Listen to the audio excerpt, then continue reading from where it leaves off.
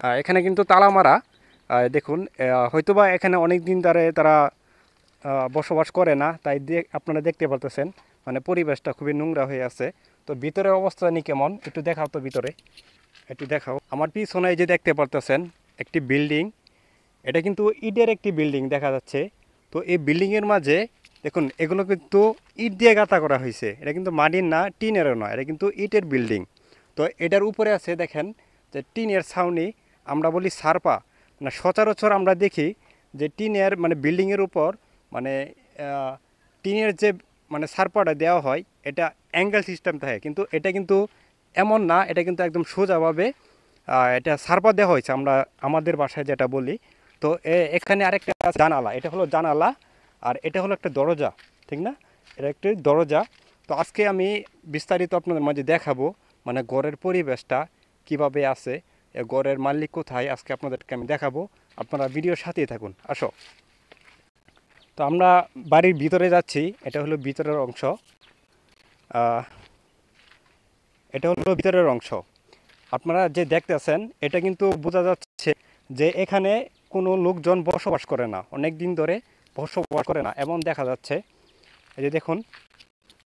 তো একটু এদিকে আসো, এদিকে আসো। আহ, এই যে ওইখানে একটু দাঁড়াও।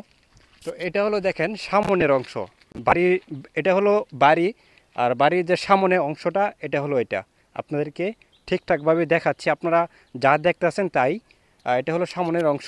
একটু কাছে আসো, একটু কাছে আসো। আর এটা হলো দেখেন, এখানে কিন্তু তালা মারা। এখানে কিন্তু তালা মারা। দেখুন, হয়তোবা এখানে অনেক দিন ধরে তারা বসবাস করে না, তাই আপনারা দেখতে পারতেছেন মানে পরিবেশটা খুবই নোংরা হয়ে আছে। তো ভিতরের অবস্থা নিয়ে কেমন একটু দেখাও তো, ভিতরে একটু দেখাও ভিতরের অবস্থাটা জানি কেমন। ভিতরে তো দেখা যাচ্ছে যে একদম অন্ধকার, মানে টিন টুন ভেঙে একদম অবস্থা খারাপ জায়গাটার। যাই হোক, এই যে উপরে অংশটা দেখেন এটা কিন্তু সারপা। হ্যাঁ, আমরা সারপা বলি বাসায়, আপনাদের বাসায় কি বলেন জানি না, আমরা বলি সারপা। টিনের উপরে মানে ধরতে গেলে একজন অসচ্ছল মানুষ, হতদরিদ্র মানুষ।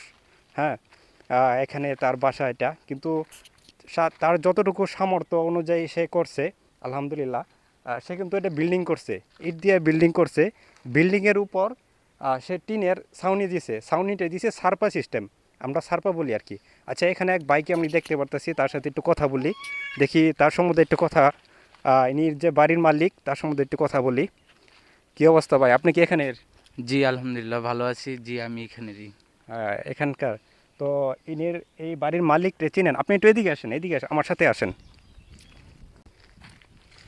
আমরা একটু বাড়ির সামনে দাঁড়াই। আচ্ছা, এই বাড়ির মালিককে চিনেন আপনি? জি, উনি আমার সম্পর্কে আমার আপন চাচা হয় আর কি। আপনার চাচা? জি, জি। উনি উনি কি করে? উনি তেমন কিছু করতো না, এই ধরেন গাড়ি চালাইতো। তারপর ওনার ওয়াইফ ছিল, উনি চাকরি করতো। করার পরে উনি গাড়ি চালাইতো।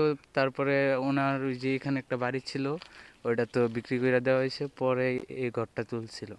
পরে আর্থিক অবস্থার কারণে, যে কোনো সমস্যার কারণে উনি বেশ কিছুদিন ধরে এখান থেকে চলে গেছে মালপত্র নিয়ে। খালি এই বাড়িটাই আছে, এখন ওনার জায়গায় এটা। এখন উনি শুনছি যে উনি শিষ্টরের দিকে থাকে। এখন উনি ওইখানে গাড়ি চালায়। ওনার বউ বাচ্চা নিয়ে চাচি আছে, ভাতিজা আছে, বাইশ চাচাতো ভাই আছে, ওনাদেরকে নিয়ে ওইখানে বসবাস করতেছে। এখন আসে, কিছুদিন আগে আসছিল, বেড়ায় গেছে। এখন আবার ঈদের মধ্যে আবার আসতে পারে আর কি। ও আচ্ছা। তো আমি যেরকম দেখতে পেলাম, তো উনি আসলে এই যে ইট দিয়ে যে গাঁথনিগুলো তুলছে, তো উপরে তো দেখা দেখা গেল যে মানে টিনের ছাউনি, এটা আমরা ছাউনি বলি। জি, জি। এটা কিন্তু সারপা, জি, আমরা জি। সারপা বলি আর কি। কিন্তু সে এ সারপা না দিয়ে মানে স্বাভাবিক যে মানুষে ঘরবাড়ি করে ওইভাবে কেন দেয় না এটা? ধরেন মানুষের আর্থিক অবস্থা সবসময় ভালো থাকে না। আজকে আপনার হ্যাঁ। কাছে টাকা আছে, আমার কাছে নাই।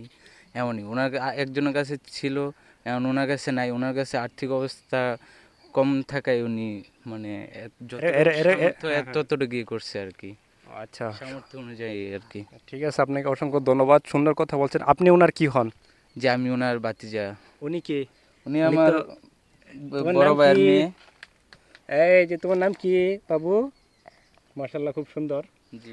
যাই হোক, আমি আসলে আমি এখানে এসে আসলে খুবই আমার কাছে খুবই এক্সাইটেড হয়ে গেছি আমি, কারণ দেখুন এমন একটি বাড়ি এটা যে আসলে মানুষের চোখে পড়লেই সবার কাছে খারাপ লাগবে, আমি আমি মনে করি। যারা আপনারা আমার ভিডিওটি দেখতেছেন আপনাদের কাছে অবশ্যই খারাপ লাগবে, কারণ দেখেন পরিবেশটা দেখুন, এখানে যে পরিবেশটা মনে হয় না এখানে বছরখানিক ধরে কোনো মানুষ বসবাস করে। এখানে দেখেন অবস্থা একদম নোংরা অবস্থা হয়ে আছে পরিবেশটা।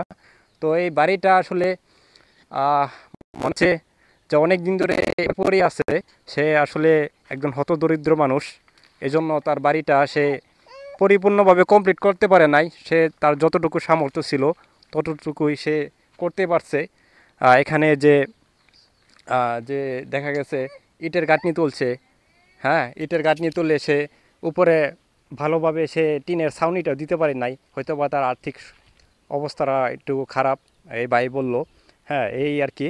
তো আপনাদের কাছে কিছু বলবো না আপনাদের কাছে যে ওনাকে সাহায্য করুন, আমি তেমন কিছু বলতে চাই না। যদি আপনাদের আমার ভিডিওটি যারা দেখতেছেন যদি আপনাদের কাছে মনে হয় যে আমি ওনাকে কিছু সাহায্য করার জন্য, তো আমার স্ক্রিনে নাম্বার দেওয়া থাকবে। আপনারা চাইলে আমার প্রবাসী ভাইরা যারা আছেন, যদি আপনাদের মনে চাই যে তাকে কিছু সাহায্য করার জন্য আপনারা করবেন, আমার স্ক্রিনে নাম্বার দেওয়া থাকবে। প্রবাসী বাইরে আছেন, আবার আমার দেশের বাইরে আছেন, আপনারা যে যেখান থেকে আমার ভিডিওটা দেখতে আছেন, যদি আপনাদের মনে চাই যে ভিডিওটি আপনারা দেখে তাকে কিছু সাহায্য করার জন্য আপনারা করবেন, এটাই আর কি। আপনাদেরকে আমি বলবো না যে অবশ্যই করতে হবে, তেমন কোনো কিছু না।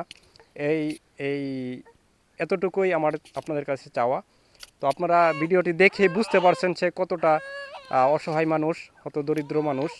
ভিডিওটি অবশ্যই শেয়ার করবেন, শেয়ার করে সবার মাঝে পৌঁছে দিবেন যেন সবাই দেখতে পারে। তো ভিডিওটি এখনই শেষ করছি। সবাই ভালো থাকবেন, সুস্থ থাকবেন। আল্লাহ হাফিজ।